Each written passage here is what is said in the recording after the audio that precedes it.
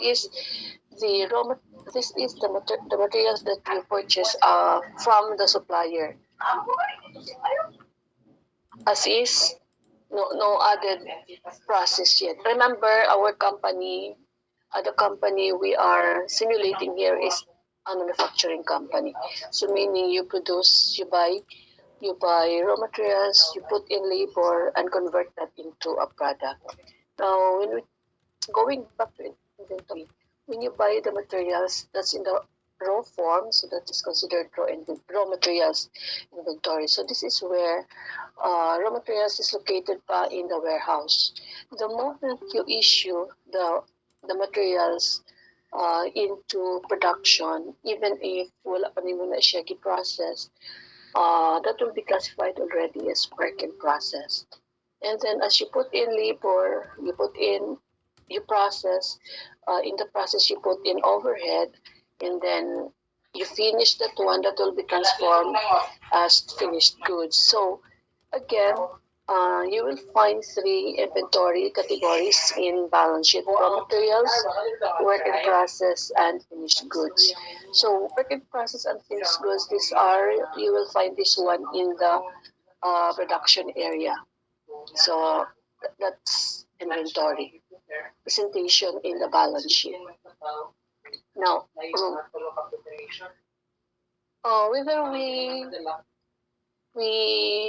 use the perpetual system or the periodic system, it is always necessary. It's a necessity that we will take physical count of the items for purposes of the following. If uh, the company is using the perpetual system, the main purpose there of counting the inventory is to check accuracy of inventory records. Can remember, in the perpetual system, every transactions, every movement of the item, you use document so that every movement will be documented and transacted in the system.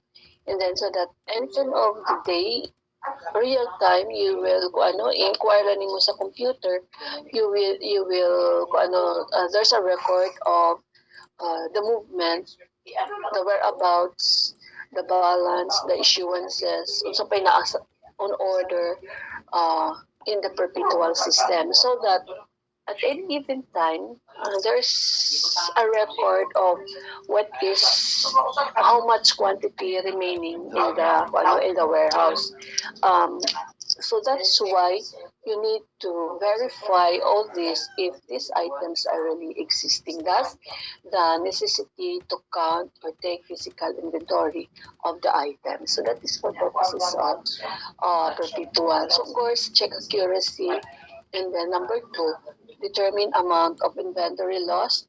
So the difference upon counting, if there's a difference between per book and per count, so these are inventory losses. So you determine how much is lost due to wasted raw materials, shoplifting, or employee theft.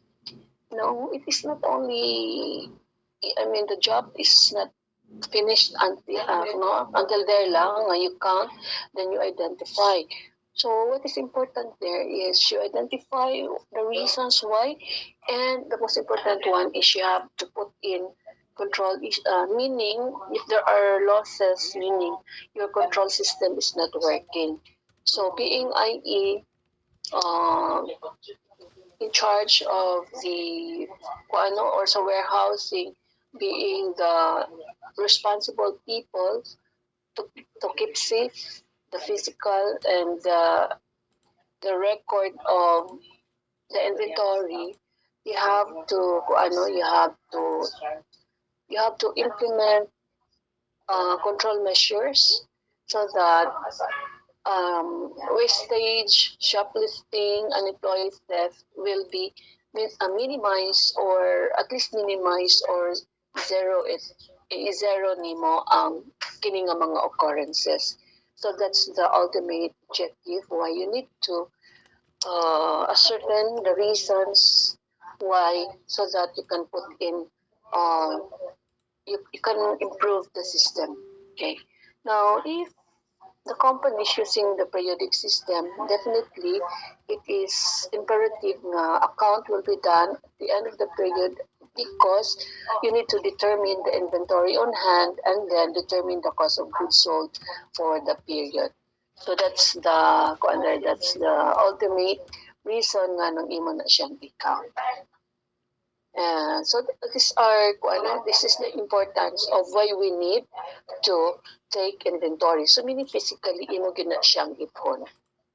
With that, how are we going to take physical count? So it involves counting. Depende na siya no depende sa materials sa iyang form. If it is possible not to be counted, then the counting will be really done. We count. These are to be counted individually. So if it is possible that it can be counted, but of course, like nails, you cannot count nails because sa kagagmay ana no mga bolts, mga nuts, you cannot count that one. So what is most appropriate way of taking the physical inventory is to weigh. I-weigh mo siya ang kuan.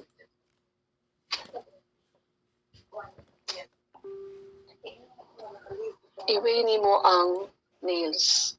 And then, if it is liquid, you will, it's either liter or gallons or ml or kung na siya, kung kanang cream, it may be tube, niya pila kung tube, pila man na siya ka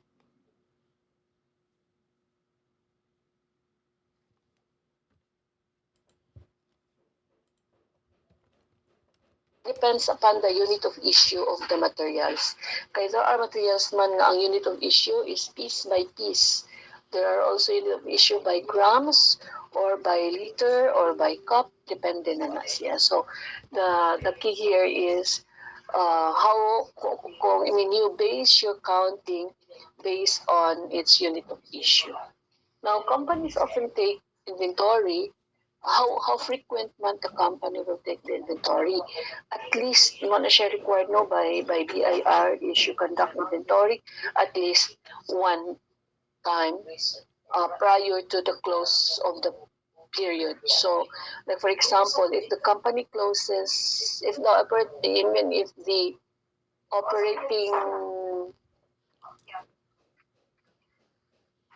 if the company is operating kanang fiscal year, so it may be done basta close of the business. Kung calendar year ang iyang operation, so it should be done December. So this is normally done when business is closed or business is low.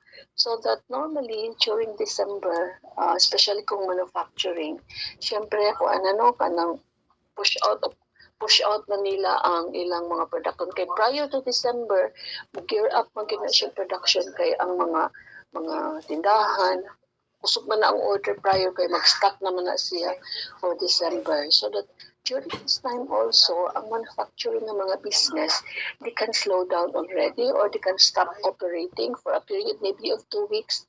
And this is the time na inventory will be counted and then at the same time, machineries will be maintained or EPMS or preventive, under preventive maintenance service.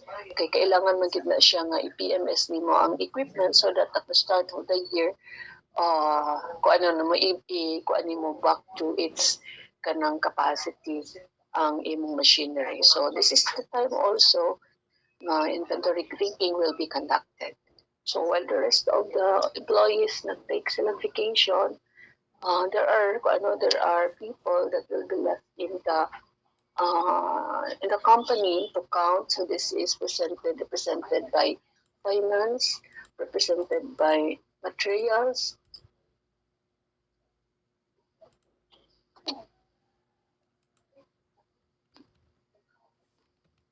Dito mahiraman. Di kaayo.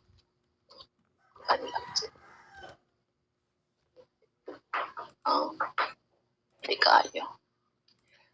So, kuan na siya at least once a year.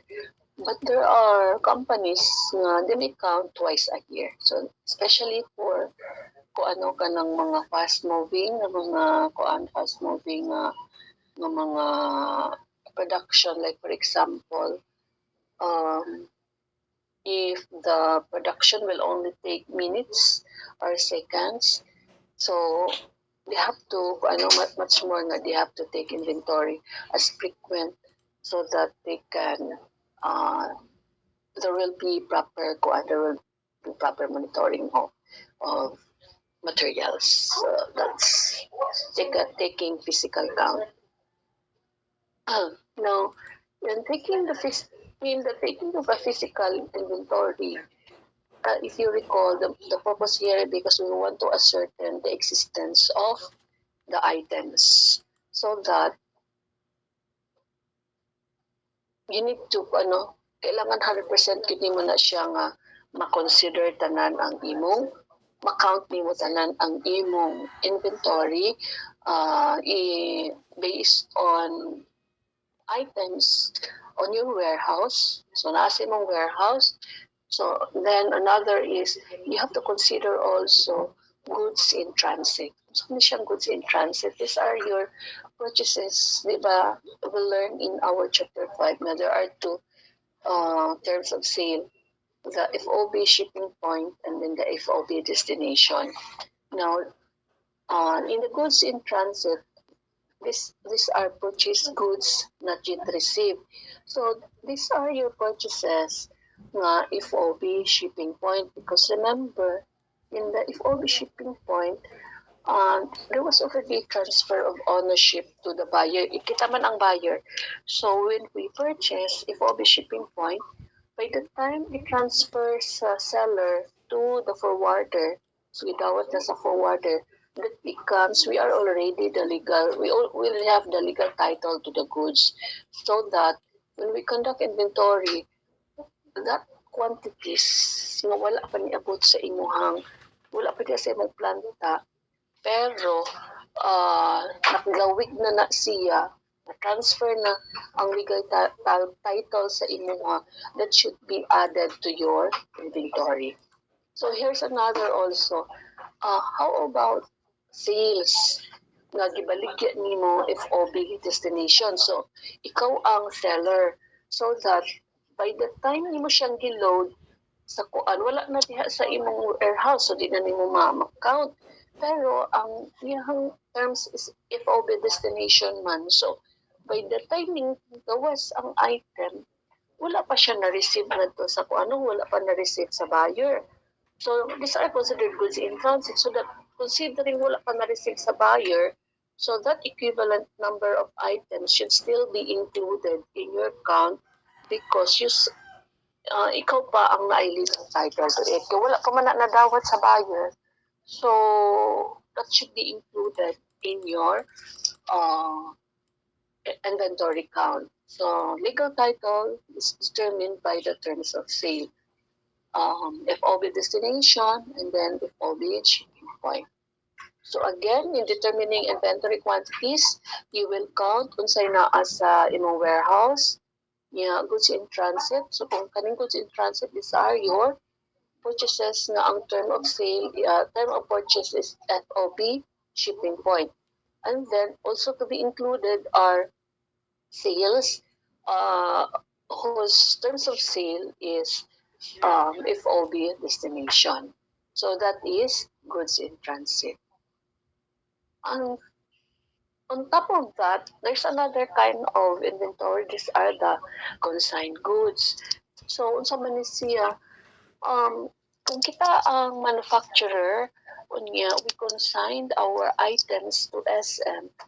So, kani siya nga arrangement.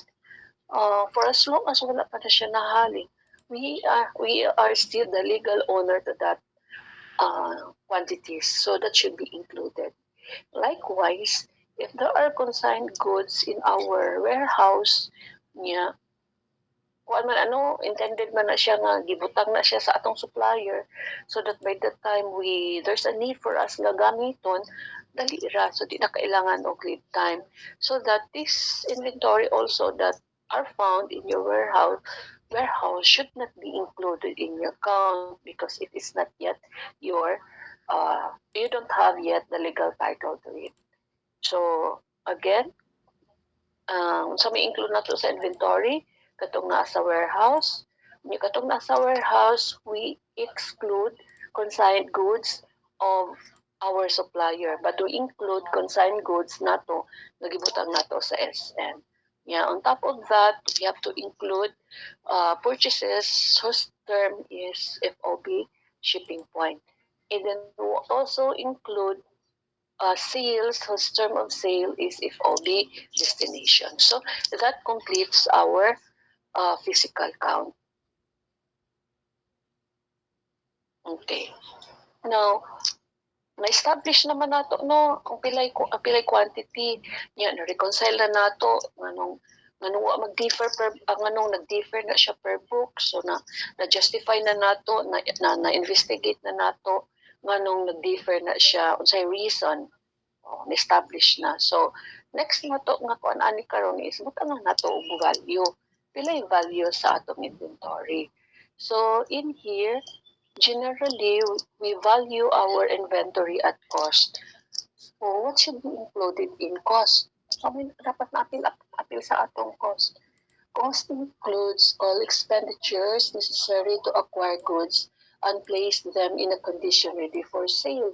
So, meaning, when you purchase your item from Manila, all pertinent expenses, so these are your freight and handling, insurance, unya, kung kailangan nimo na siya nga i-haul pa nimo o trail ako nang ko ano tanan that should be included, accounted for as cost.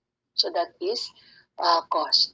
Now unit costs are applied to quantities to compute the total cost of the inventory and the cost of goods sold using the following costing method. So inig-value ko na nato, we determine how much cost per unit, and then that would be our basis also in valuing how much is the inventory cost and how much is our cost of goods sold using the following methods. We have 1 to 4 here. We have a specific identification, and then the next three, the FIFO, or the first in first out, LIFO, plus in first out, and average cost. These are what we call cost flow assumptions na costing. Okay. Cost flow. Nanong kuan man nanong nagkisgot man tag flow because we are talking about in out. So in and out, that's a flow. So in the first in first out, we value our inventory based on pinaka first in nato nga purchases. So meaning katong pinakakaraan nato nga purchase, so muna itong basis evaluation sa atong inventory. In the LIFO naman, the basis of evaluation sa atong inventory is cost of goods sold is whatever is our last purchase price. So that would be the basis. And then in the average cost, so we average na nato siya. So we will learn ko ano deeper. Okay. So let's go on. Let's apply specific identification. Let us use this assumption. So we have here 3 purchases.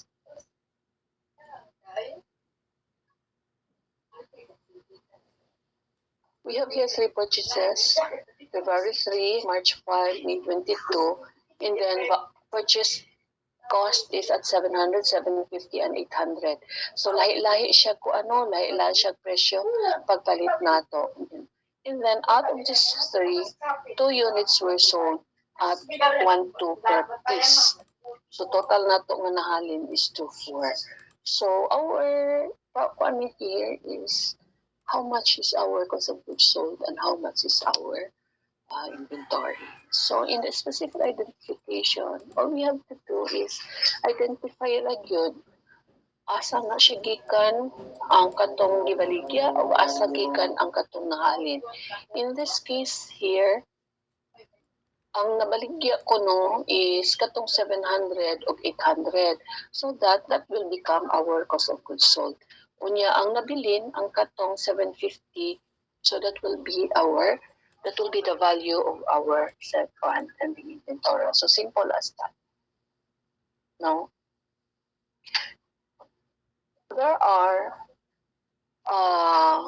there are kung ano yan, i-criticize na siyang specific identification. Okay. Now, actual physical flow costing method in which items still in inventory are specifically costed to arrive at the total cost of the ending inventory. Practice is relatively rare. Most companies make assumptions using the cost flow assumptions. For the reason, tagamay rin mo kami anya, for the reason na there's a major disadvantage of the specific identification method is that management may be able to manipulate net income. For example, it can boost net income by selling units purchased at low cost or reduce net income by selling units purchased at high cost. So, pwede nila makapili sila. Pwede nila ma-manipulate, ma-manage nila ang ilang cost and increase income and decrease income. And also, I think, for practicality, sa kadaghan ni mga TV, sa kadaghan ni mga brand, maglisod siguro ka kung kanang imo siyang kuan na katong pinakakaraan mo ay kuan ana mo atong unahon og baligya di mo na ko sa so mo na siya nga dili siya practical nga imo siyang i-identification not unless maybe kung you're selling really of kanang mga big ticket items kunya siguro mga jewelry so identified with siya. So you have really to pila pagpalit nimo mo pa imong pagpaligya. So but normally in a manufacturing setting, so the specific identification is not applicable. It is applicable but it is not practical.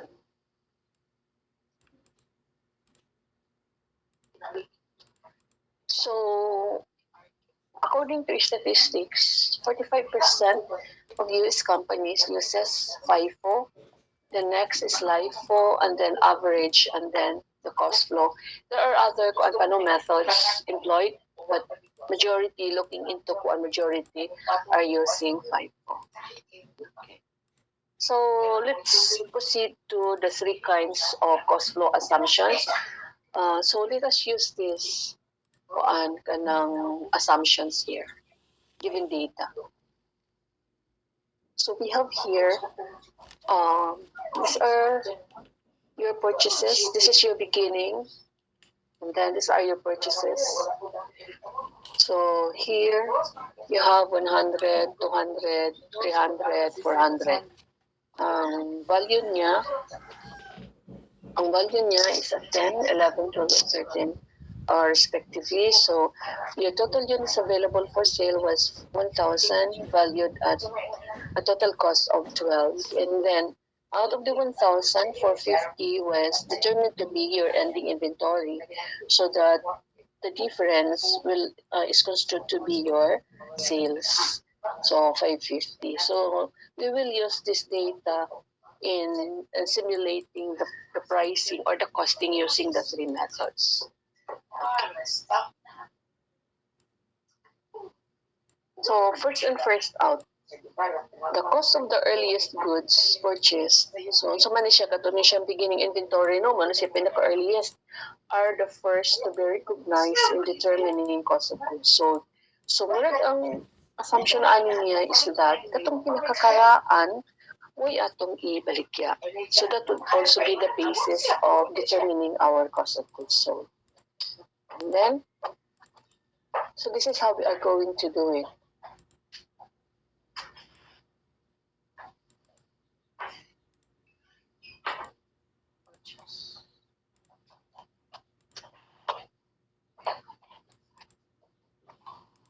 So this is how we are going to do it, no? So this is the given data, and then we compute our,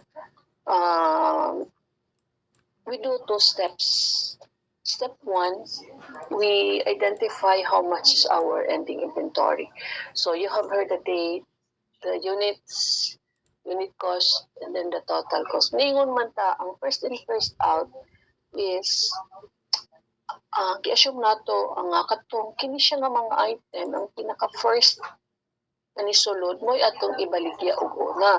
So that kung kini ang atong ibaligya og una, it follows na ang mabilin coming from the latest na purchase. So that pag quantify na to sa atong ending inventory, we will list first the November 27.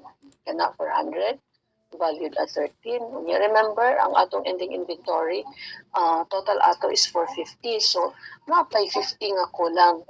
So, kuhaon na to siya diri sa next August 24, which is 50, which is valued at 12. So, that would be 600. So, your total cost of 450 is 5A. So, yun ana, no? And then, establish na nato ang atong cost sa atong 450. Next is we will compute the cost of goods sold. So that what we will do is we have here cost of goods available for sale. Kana siya coming from here. Then we deduct our ending inventory and then cost of goods sold nato is 62. Ana ra, simple as that. Ala? Nakalimot ka ikaw mamulit. Wait sa class ha.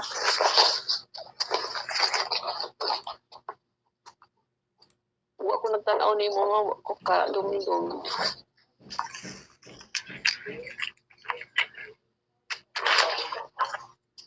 At limot ikong take of meds.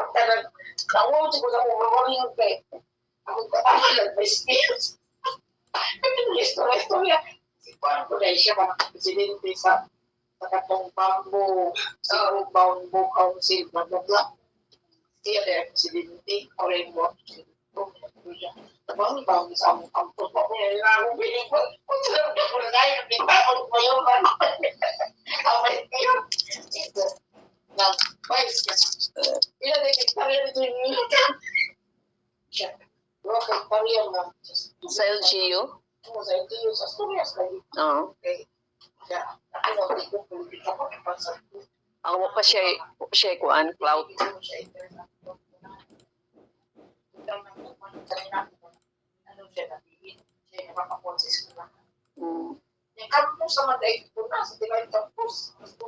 Sa CTU, gihapon? Tukuran, Asturias, Balambad. Pero lagi yung kasi balis. So, di na kailangan nila money pa sa Cebu. Kasi ilang offer po ng mga courses.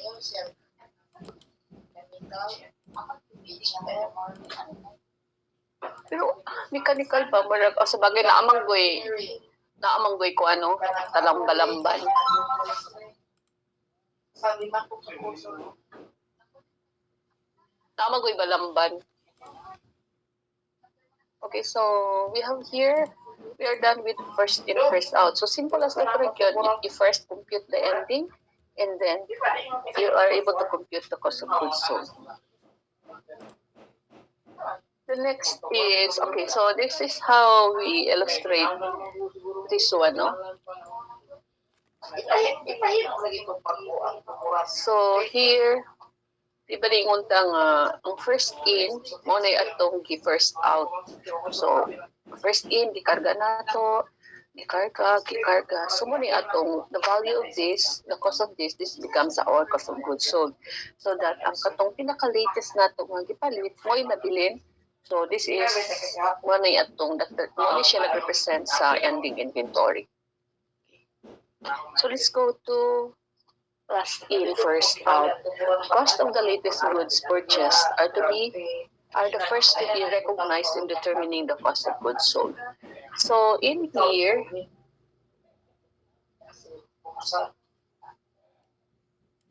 same ra gihapon. So step 1, you compute the ending. Step 2, the compute the cost of goods sold. So in the ending, ngayon siya ang cost sa pinaka may atong priority nga atong ibaligya, no? May atong gamiton, not necessarily the kuanhan, not necessarily the physical item. Ang atong gamiton nga valuation mo na siya mo na cost flow. Ang gamiton nato nga valuation will be based on the latest purchase price, so that considering nga kini man ang atong latest na purchase price mo na itong gamiton sa atong cost of goods sold, so that logically ang mabili nato will be kani siyang pinakakaraan, so that when we account, we start from the most pinaka-most oldest record, which is 100, then 200 at 11, and then 150. Kaya di ba 450 man is siya. So until ma-exhaust ang kuan nato, until ma-exhaust ang total, ma-achieve ang total. So ato ka mo undang og ihap. So in here, 450 at these prices, mo ni siya 5,000. And then, proceed ka, 12 minus 5, your cost of goods sold is 7. So, that is LIFO. So, here, maong gihapon, ang pinaka-latest na to nga gipalit, presyo, may atong priority when we price our sales. So, that mo ni siya 5.2, gikarga nato, ang words nga 150 gikarga nato, so that ang nabilin mao ni siya nga mga inventory, mao ni siya nga mga volume ang nabilin sa inventory. Okay. In the average, it allocates cost of goods for sale on the basis of weighted average cost. So weighted. So in here, what we will do is same ra gihapon, no? What we will do is divide nato ni siya, get the average, weighted average 12,000 divided by 1,000, so 12. So that would be our basis in computing 450 units times 12, that's 5.4.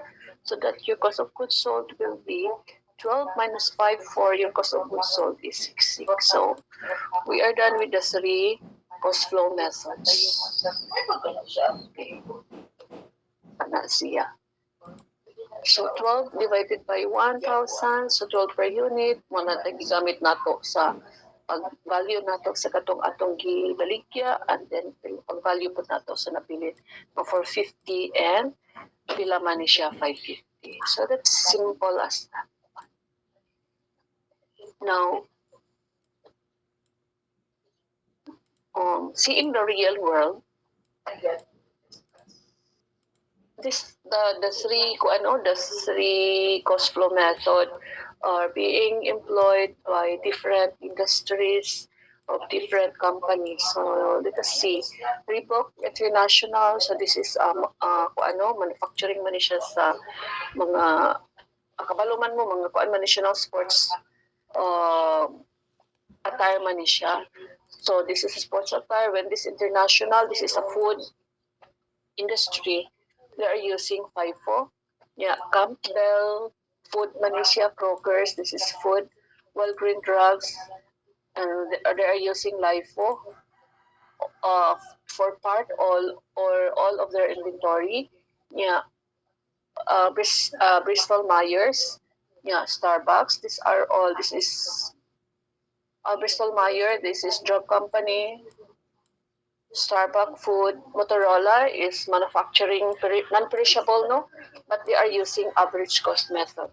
Yeah, Black and Decker uses LIFO for domestic and then FIFO for inventory. So looking at this example, so meaning to say these three methods are really being used, and it is these are acceptable for use. Now let's take a look at Koan. Let's take a look at its impact. So different methods will have different tax effect.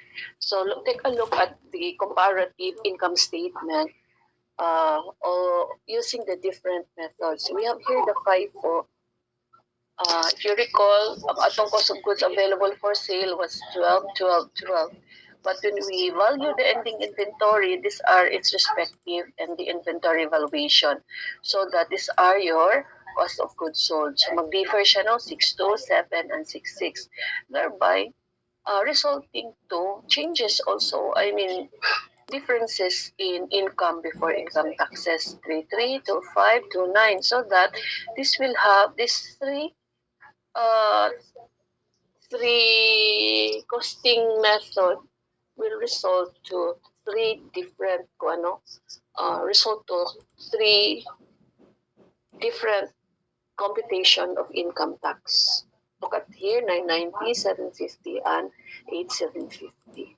So it will have it will result to kanang differences in inventory, differences in cost of goods sold, and differences in income tax. So that's the effect.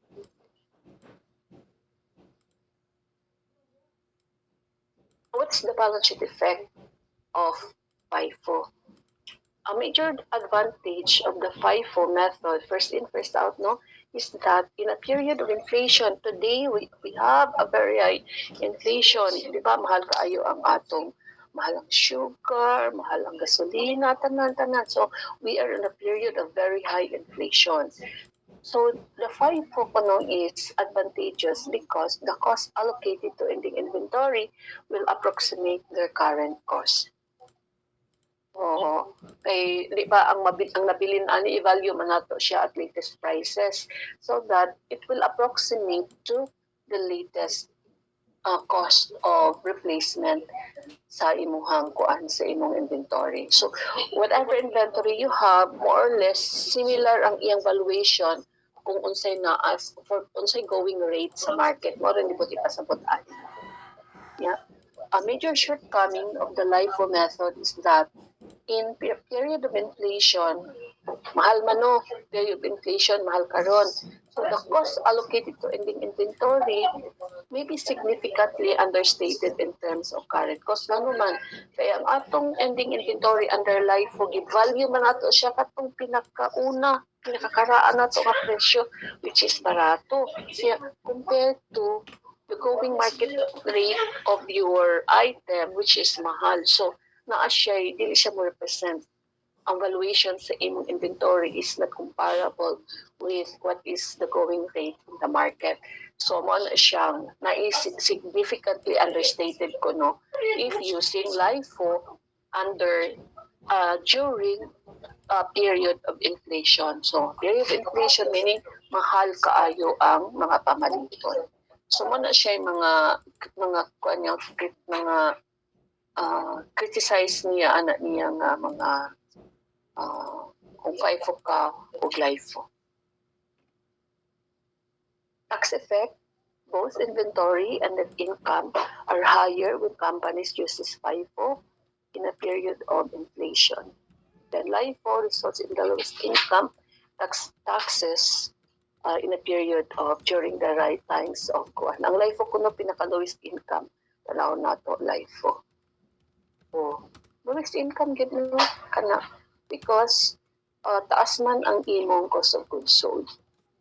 Taas ang imong cost of goods sold kay gi-value man nimo ni imong inventory katong pinakabarato. So ang mahitabo ang madto sa imong cost of goods sold mahal. So mana siya yung mga repercussion niya. Now, using cost flow method should be used consistently to enhance because it enhances comparability, di ba? One of the when we prepare financial report, it has to be comparable, consistent, and comparable. So that it is suggested na kung FIFO ka, it is suggested na also out year on year, dapat FIFO na ka, LIFO na ka, para maging comparable and consistent. However, although consistency is preferred, a company will change its inventory costing method if warranted. So, let's take a look at here. This is a real world siyang scenario. So, si Quaker Oats, manihang notes to financial statement ay atong basahon, no? So, effective July 1, the company adopted the LIFO cost flow assumption for valuing the majority of US grocery product inventory. So, nag-change siya from FIFO to LIFO. So, the company believes, so muna siyang reason that the use of the LIFO method better matches current cost with current revenues. The effect of this change on the current year was to decrease net income by 16 million. So, with the change kanita po niya, during the year, gigamit niya ang FIFO. But at the end of at the reporting time of the financial, iyang gi-revalue ang iyang inventory using the LIFO so that the impact on net income reduced by 16 million. So this is allowed, but you have to disclose what's the implication, what's the impact, you have to quantify. And this needs to be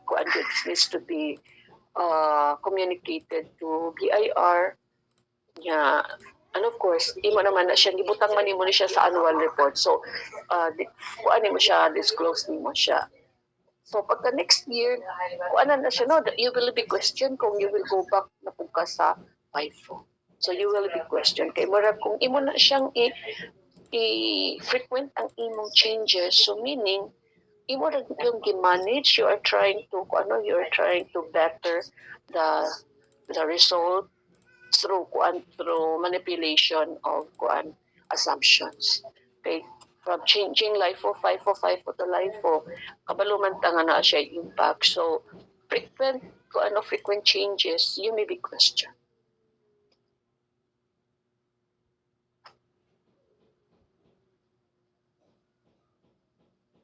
Now,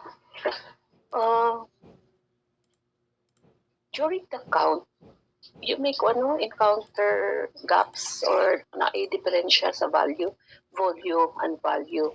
So these are the common causes: failure to count or price inventory correctly. Katong di ba naatay mga consigned goods, may goods in transit. So it could be wala ni mo na siya mapit sa failure to count or price inventory correctly, and then not properly recognizing the transfer of legal title to goods in transit. So katong kanina, FOB, shipping point, of FOB, destination. Then errors affect both the income statement and balance sheet. So once na-change na-kay error in pricing and counting your inventory, this will impact both your income statement and balance sheet. So that an error in ending inventory of the current period will have a reverse effect on net income of the next accounting period. Okay, remember, Our ending inventory today, this year, will become the beginning inventory next year.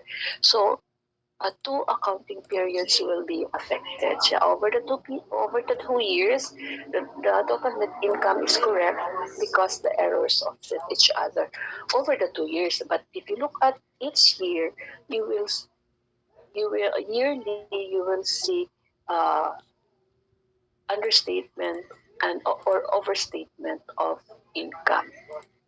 So take a look at here. Um, yung involved na kung ano, in 2016, uh, under incorrect, your net income was at 22 but should have been, kung correct pa unta ang imong inventory, ending inventory valuation. Okay. Here. Nag-differ ang imong inventory valuation so that it will have an impact in your net income. So this should have been the correct net income, but because nagkabalik ka sa ending inventory, so mo na lang na-report ni mga income. And this will carry over this here will have an impact in the next following year. So if you look at the impact here, mong ending that will become your beginning here. So that when you compare your net income, this will be overstated versus the correct one, no? But when you add up the two periods in here, like for example, if this is your incorrect and this is your correct, so understated ang imong net income by 3. Pagka next year, overstated ang imong net income by 3. But looking into the 2 years, this will offset. So mo na siya buti pasabot niya.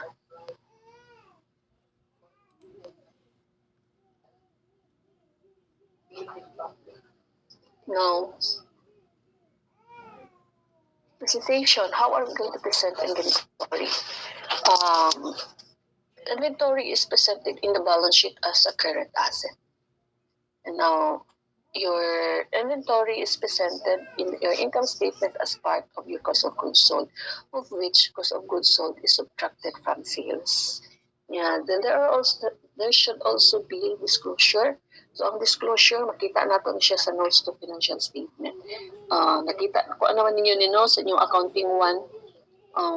Your first activity was to research samples of the different financial statement. So one of which is the notes to financial statement. So in the notes to financial statement, you will see it is required. These are the required information: major inventory classification, and then basis of accounting. Is it cost or LCM or lower of cost of market? And then, are you using the FIFO, the LIFO, or average cost? So this must be disclosed. Financial information must be disclosed in the notes to financial statements. This one.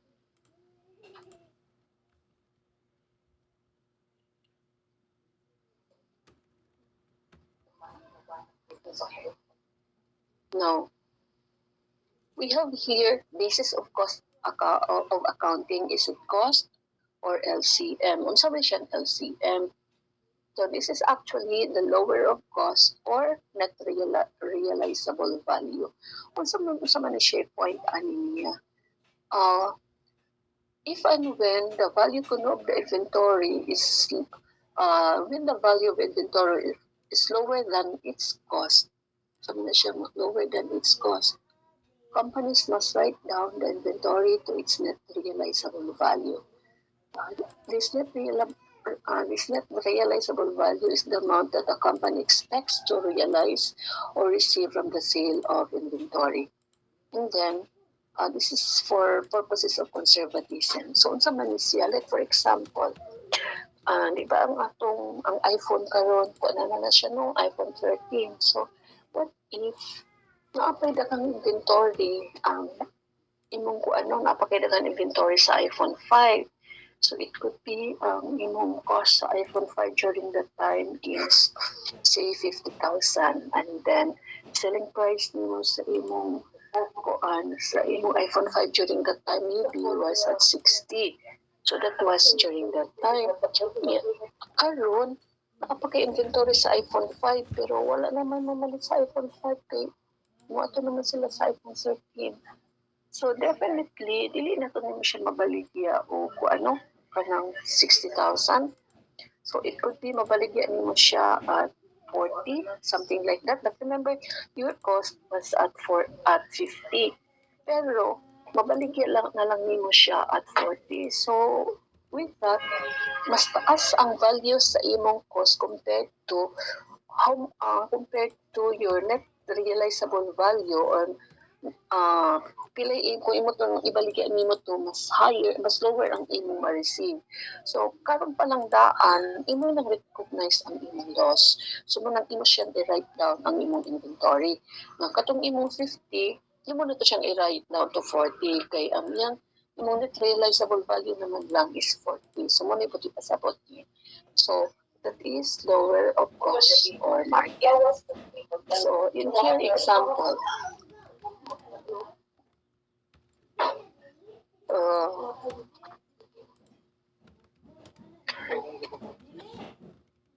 okay. So here you have ang cost nimo per unit sa flat screen is 600. Pero ang net realizable value na lang nimo ani is 550. So that when you value your inventory should be based already on market, which is 550.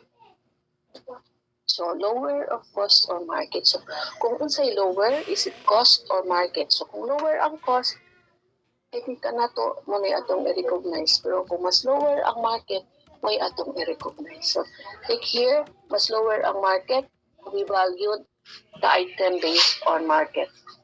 In here, mas lower ang atong cost, so we value as is based on cost. In here, mas lower ang market, ato siyang i-value on market and so on. So that total, our valuation is 155,800, a combination of lower of cost or market.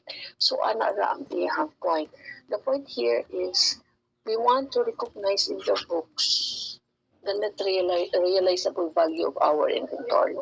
Kay kung imo siyang i-value as is kan siya tanan, there are these are already at this point kabalo naman ka nga lugi na ka, so might as well imo lang i-recognize ang imong lugi karon. Kay katong difference ni mga 50 that will be reported as kung na siya. It could be an obsolescence, ano ka ng write-off of inventory. So which will form part as cost. So that will lower your income. So more na siya point ani. So recognition. So we are done. Let's go to analysis. Now, inventory management is a double-edged sword because if you carry high levels, you may incur high carrying costs. These are your investment. Siyempre, if you have more inventories, daghan imong working capital na standby lang sa inventory. Kung standby ang imong cash din. Storage, the higher the volume you carry, the bigger the storage area kailangan nimo, so more cost. Insurance, kailangan insure man nimo ng imong mga inventory, so higher insurance, and then it will result to probable obsolescence and damage. Then if you carry naman low level inventory, it may lead to stockouts and lost sales. So that what should be done here is it should be properly kanang i-establish na siya unsay dapat kanang most economical level of inventory na i-carry sa warehouse. So that's why you apply here kanang economic order quantity, a safety stock level, so everything. So this is where you apply all the tools that you learn from your IE, so that may establish what should be the what should be the most economical level of inventory nga dapat i-carry sa planta. So that is the purpose of why you need to manage inventory. So with that, let us learn two key indicators here, or financial indicators, no? Just learn two financial indicators. Just these are the two formula. So you have inventory turnover and then days in inventory. So in the inventory turnover, you have to compute for this one is you get your cost of goods sold. Your cost of goods sold is from your income statement, and then you divide that by the average inventory. That will give you your inventory turnover. And then once na-compute na nimong imong inventory turnover, you will be able to compute already your days in inventory by dividing 365 over your inventory turnover. So meaning, kining days in inventory, it will give you the number of days for how long your inventory, your goods will stay in inventory. Or simply, it will tell you for how long will it take you to sell the item. Pila ka days. Kung gipalit na ko siya today, kung gi-manufacture na ko siya today, pila ka days na siya mabaligya. So that is days in inventory. Definitely, the longer it stays in inventory, that is bad for the company because na-tied up ang na-tied up ang imong money sa inventory. So the here is you should establish also how much level of inventory the company should have i-establish good na siya. So with that, let us apply this computation. Sorry.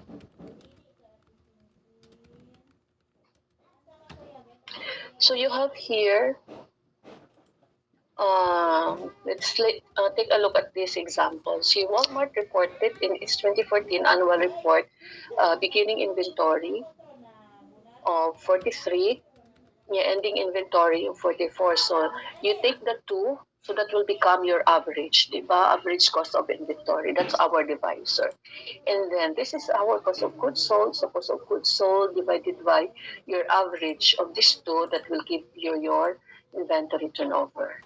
So your inventory turnover, actually, this will tell you how many times you were able to sell in 1 year. Now, with this, na-compute na nato ang atong inventory turnover, which is 8.1 times, so that makompute na nato ang atong days in inventory, which is 365 divided by 8.1. It will give you 45.1 days. Now, question, is it a good performance? The 8.1, 45.1 days?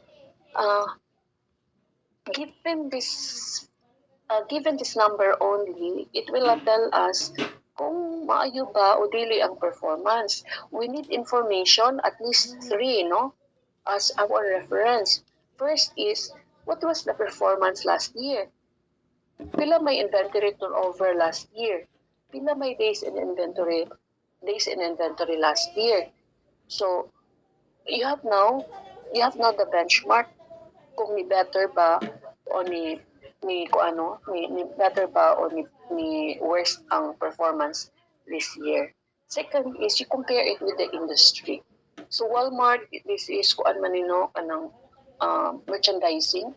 So it could be kung SM ka, you can compare your performance sa Walmart.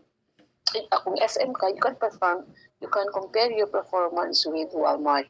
Kay kuan man siya kanang sorry. Kung you have to compare that with the industry. So tanaw nimo ang industry, the whole industry of merchandising, kung unsay iyang inventory turnover. In the third reference nimo ana will be your competition. So if you are Walmart, maybe your competition is SM. SM, so it could be SM and then Gaisano, then La Nueva.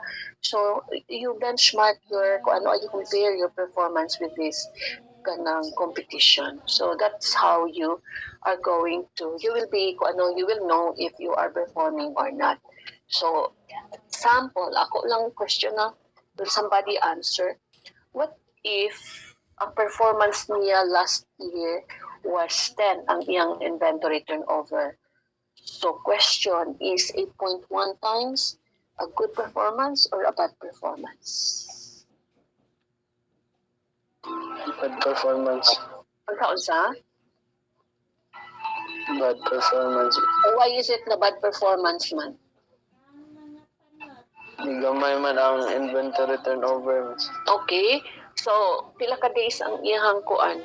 Pila ka days ang iyang kuan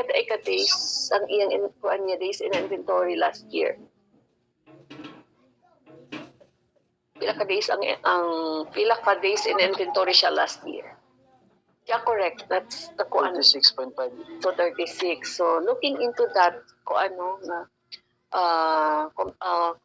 comparison, last year ang iyang inventory turnover was at 10, thereby ang iyang days in inventory was at 35 something. But when the inventory turnover went down to 8.1, your days in inventory went up to 45. Thus, we can say the higher the inventory turnover, the better is that for the company, because it means nga kung ano faster ang turnaround sa imong goods. So just like goods sa kanang mga Chinese, na mayon sila bahalag presyohan nila o kuan patungan na gyud nila gamay nga kanang ginansya. Ang importante kuno nga paspas ang iyang paspas ang iyang turnover. Kanang sa ato pa na mabali-bali ra nato ang kanang kapital. So that kung everyday, just imagine no, kung everyday 5% ang imong patong ana pero mabalin nimo ang imong pungunan everyday. So 5% times 365 days, so that would be your ginansya. So that's the essence there.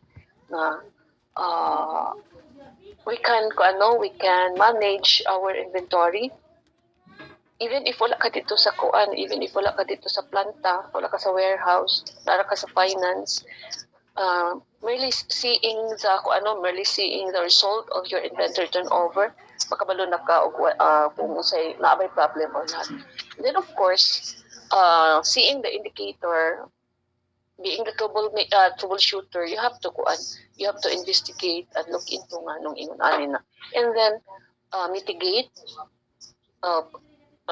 make suggestion, propose improvement para mag-go back siya sa 10 times kay ang problem ani niya ay it could be kaning mga inventory turnover. This will form part of mga loan covenants. Importante kay na siya sa loan covenants. Mo naman ang loan covenants. Inventory turnover, liquidity should be maintained, current ratio should be maintained at 3.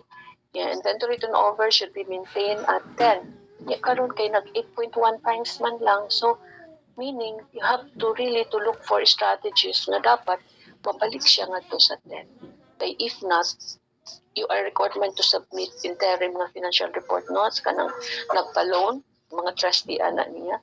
If not, that will give signal to the lender this business is becoming risky. Yeah, himuon na nila, i-reassess na nila, and it could be nga increasean ang imong interest. Naka-loan man ka. So, interest ang imong interest that will be more costly to the company. Kaya magbayad na magkag-higher nga interest. So, that's the essence of inventory management. Okay. Question, people? Clarifications? Hello? So, I uploaded activities. Nag-upload na ko kung ano activities. So, try to kung ano lang dayon. Submit. Okay?